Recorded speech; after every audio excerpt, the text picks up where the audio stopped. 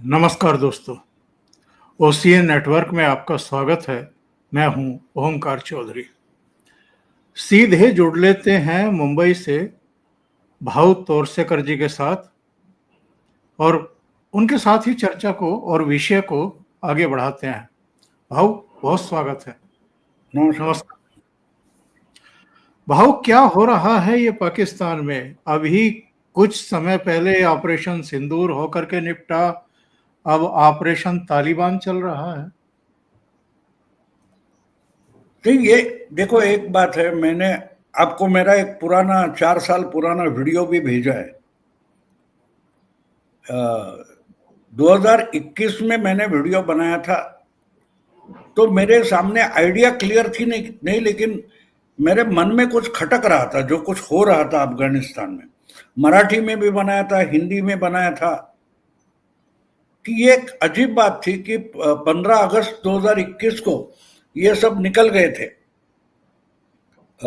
American last जो था हवाई जहाज उड़ा अमेरिका का, अब उनके सैनिक को लेकर, वो 15 अगस्त 2021 की बात है।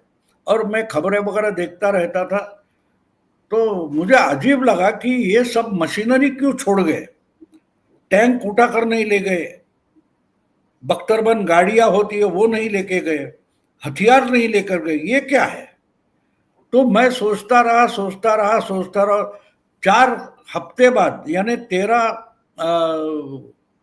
सितंबर 2021 को मैंने मराठी में वीडियो बनाया था, क्योंकि उस वक्त एक खबर और आई थी। 10-11 सितंबर की बात होगी।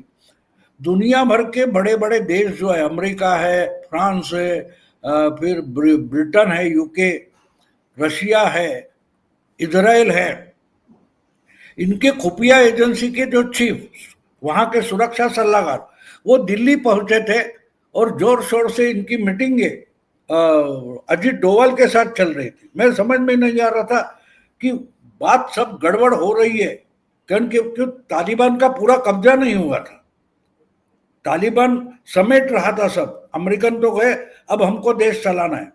तो ऐसे वक्त क्या हो रहा है?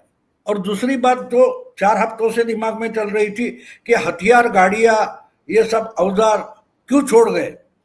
तो वो मैंने उस पर मैंने वीडियो बनाया था कि ये कुछ गड़बड़ है, इसमें भारत का, अजीत डोवाल का हाथ जरूर होगा। उसके बाद मैंने फिर 27 सितंबर को हिंदी में वीडियो बनाया था, वो मैंने आपको उसकी लिंक भेजी है। जी जी, तो वो मिला है वो। देखने से आपको पता चलता है कि ये मुझे लगा था कि भारत कुछ अफगानिस्तान में करना चाहता है, और अकेला भारत नहीं, बल्कि भारत ही कुछ कर सकता है। अजीत डोभाल जैसा डिफेंस एक्सपर्ट कुछ कर सकता है, ये दुनिया की सोच थी। और शायद अब बात ये थी, वो सिग्नल थे लेकिन वो क्लियर नहीं थे, तो मैं समझ नहीं पा रहा था। लेकिन मुझे शक था कि हम लोग कुछ कर रहे हैं।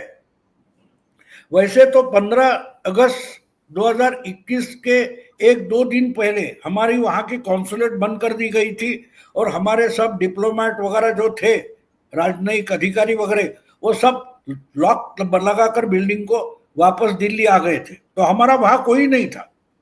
लेकिन एक बात ये भी हो सकती है कि बैक चैनल कुछ चल रहा था, जो अभी दिख रहा है, जो अभी देख रहे हैं हम। तो ये अचानक नहीं हुआ है। जो सब आज हम देख रहे हैं कि भारत के सारे एनालिस्ट है, पत्रकार, संपादक है, डिफेंस वाले हैं, वो सोच बैठे अचानक क्या हो गया। ये तालिबान का विदेश मंत्री यहाँ आता है, फिर पाकिस्तान ने कुछ हवाई हमला कर दिया, तो अफगानिस्तान और पाकिस्तान में सीधे लड़ाई, जंग शुरू हो गई। ये अचानक हुआ, मैं नहीं मानता। अच्छा, मैं मानता हूं कि ये इसकी तैयारियां, या इसीलिए मैंने कल आपसे बात करते हुए कहा कि ऑपरेशन सिंदूर से 3.5 साल पहले ऑपरेशन तालिबान शुरू हो गया था, और उसका थोड़ा थोड़ा एक एक चीज आने लगी सामने। ऑपरेशन सिंदूर के कुछ 6-8 महीने पहले बलूचिस्तान में गड़बड़ शुरू हो गई। तो ये बात होती है ना, ये सिग्नल क्लियर नहीं होती। देखो, हर जगह संजय राउत नहीं बैठा है कि कुछ करेगा नहीं, लेकिन बातें तो बड़ी बड़ी करेगा।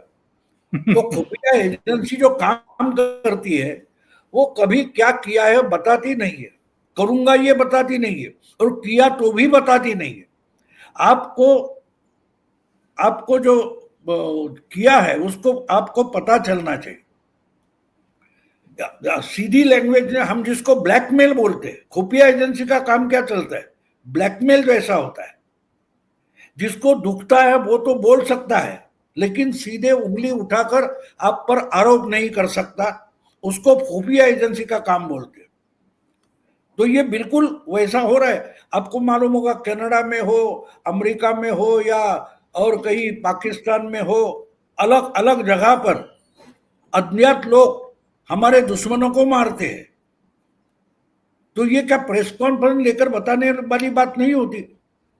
हमारे यहाँ अगर कोई आकर कुछ गड़बड़ करता है, हम उसको अरेस्ट करते हैं, हमारी पुलिस कुछ सुराग मिल गया तो उसके वहां हमारे भी लोग होंगे।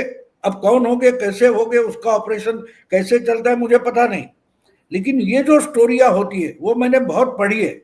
और इसलिए मुझे उसी वक्त 4 साल पहले जब अमेरिकन लास्ट सैनिक वहां से निकल गया, तब शंका हुई थी कि कुछ तो गड़बड़ हो रही है। लेकिन और एक बात होती है, मैंने एक चाइना का 2000 साल पुराना एक क्या बोलते डिफेंस एक्सपर्ट था, सन सू करके, उसकी किताब बहुत दुनिया मानी जानी मानी किताब है, आर्ट ऑफ वॉर। उसमें उसने एक बढ़िया बात लिखी है। वो कहता है कि जो जीतने वाले योद्धा होते हैं वो पहले जीत जाते हैं, फिर जंग में कूद जाते हैं। यानी उनके दिमाग में पक्का होता है मैं जीतने वाला हूं, तो ये रिस्क ले रहा हूं, ये रिस्क ले रहा हूं क्योंकि मैं जीतने वाला हूं, और वो जीत जाते। और हारने वाले का भी वर्णन उन्होंने किया है कि जो बिना सोचे समझे जंग में कूद जाते हैं और कूदने के बाद सोचने लगते हैं कि अब ये जंग में कैसे जीतूंगा, वो हार जाते। तो आपको जी फर्क जी। समझेगा क्या है। 4 साल की मेहनत है, प्लानिंग है, उसके बाद आज तालिबान जो कर रहा है हम देख रहे हैं। तो उस वक्त की आपको 2021 की सबसे बड़ी बात की थी, शुरुआत कहां से हुई होगी। शुरुआत वहां से हुई जब हमने अफगानिस्तान को कोरोना का वैक्सीन भेजा था। तो ये बात हमें समझना जरूरी है कि कहां से कैसा शुरू होता है, और आहिस्ता आहिस्ता एक जाल बुना जाता है, नेट बुना जाता है कि भाई हमको ये करना है वो करना है, तो कैसे करे, ये चलता रहता है। और इसके लिए जो सिग्नल आते हैं, जो खबरें आती है, उसमें ढूंढना पड़ता है। हम कूड़ेदान में कुछ लोग प्लास्टिक या कागज या बोतल ऐसा कुछ डिब्बा ढूंढते देखते। हमको अगर खबरें समझनी है तो जो कुछ हमारा यूट्यूब चैनल हो या और कोई अखबार हो, कोई न्यूज चैनल हो, हर जगह को कूड़ेदान समझो और उसमें से जो इंपॉर्टेंट चीजें उठाओ, आपको खबर समझ में आने लगती है। फिर उसका जुगाड़ करो, तो आहिस्ता आहिस्ता वो पिक्चर आपके सामने खड़ा हो जाता है।